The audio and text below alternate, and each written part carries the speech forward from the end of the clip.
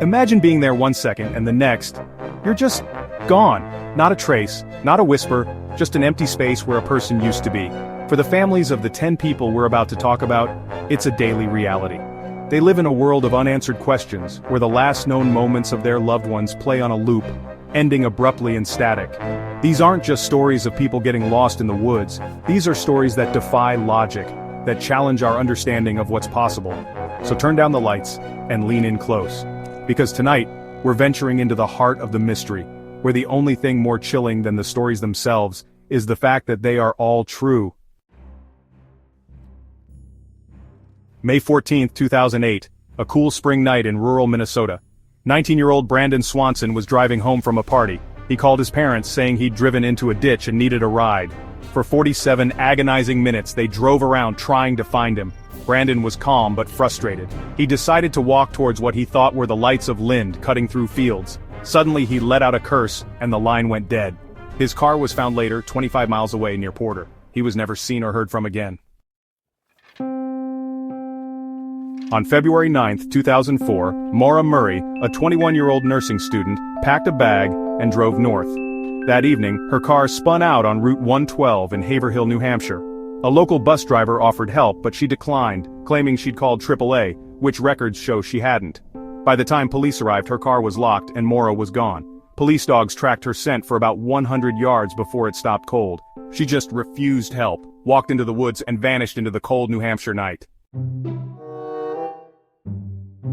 Brian Schaffer, a 27-year-old medical student, was last seen at the Ugly Tuna Saloon in Columbus, Ohio. Security cameras captured him entering the bar, but there's no footage of him leaving. The bar's only public entrance and exit was covered by cameras. A service exit led to a construction site deemed nearly impossible to navigate unnoticed. He entered a bar, cameras caught it, but there's no footage of him leaving, and no other way out. Brian Schaffer vanished without a trace. Dr. Sneha Ann Phillip was last seen on September 10, 2001, buying items near the World Trade Center. Her husband wasn't concerned when she didn't come home. She often stayed with family. But after the attacks on September 11th, panic set in. Did she perish in the attacks or use the chaos to disappear? Her family believes she died a hero. The last records of her were wiped along with so much else on that tragic day. In 2004, Terrence Williams and Felipe Santos vanished in Naples, Florida. The last person to see them was Deputy Stephen Calkins. Calkins lied about his interactions with both men, changing his story multiple times. He was fired for lying, but no charges were filed due to lack of evidence. 2 men disappeared after getting into a police cruiser. The officer retired early, leaving families with suspicion and no answers. On May 13, 2008, Jason Jolkowski vanished during a half-mile walk to meet a coworker. He never showed up and his phone went straight to voicemail. The police found no witnesses, no security footage, and no signs of struggle. His family organized searches and started a non-profit for missing persons. Jason, a 6'1" young man, disappeared in broad daylight. He was never seen again.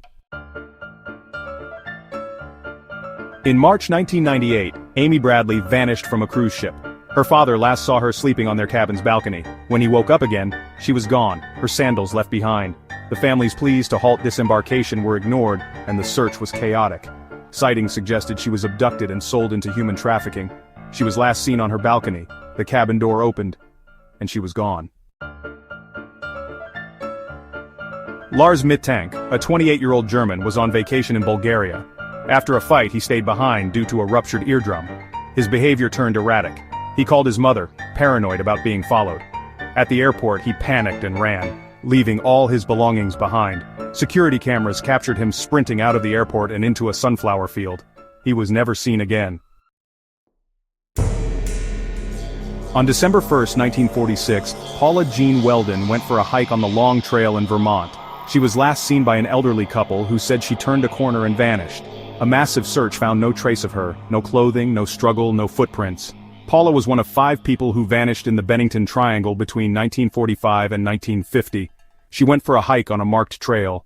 Hundreds searched. They found nothing. On January 2, 2000, Zeb Quinn vanished after meeting a friend to look at a car. He left abruptly after receiving a page, rear-ending his friend's truck in haste. 2 days later, someone claiming to be Zeb called in sick to work.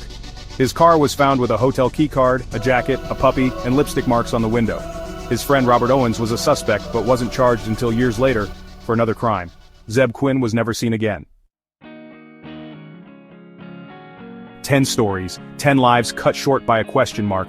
From a panicked cry to a silent walk, each case leaves us with unease. These weren't just names, they were people with dreams and loved ones. They vanished, leaving behind a silence that screams louder than any answer. If this left you speechless, like the video, comment your theory, and subscribe before you disappear too.